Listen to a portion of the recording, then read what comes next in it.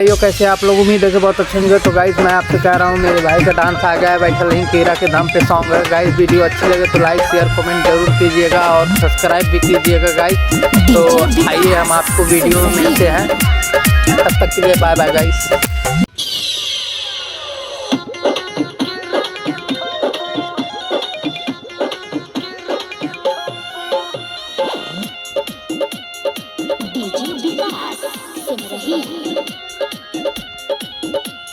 Music बाय मंटू मनी।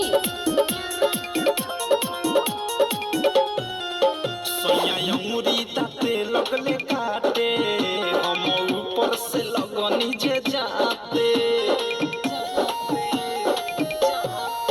सोया अंगूरी ताते लगले काटे, हम ऊपर से लगनी जे जाते। बाते रात के बात रहे कुछो न बुझात, काबू भइल न जवानी गरम पर। बैठल रही के रखे थम बैठल रही के रखे थम बैठल रही के रखे थम बैठल रही के रखे थम।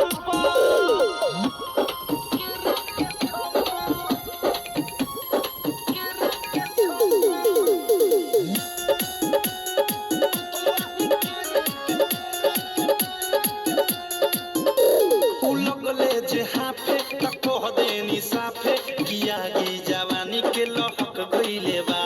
अब हई धर आ कुछौ त कर, ई मनवा ये राजा बहक गइले बा। लगले जे हाफे त कह देनी साफे, किया की जवानी के लहक गइले बा। अब हई धर आ कुछौ त कर, ई मनवा ये राजा बहक गइले बा। कोइनी उनकर नासा में रहनी, उहे भइल जवन हम सखी चाहनी। लागल नाही शरम काम कइनी कुकरम, कहनी दुनु हाथ फेर दुनु बम पर। बैठल रही के रखे थम पलंगे, बैठल रही के रखे थम बैठल रही के रखे थम पलंगे, बैठल रही के रखे थम।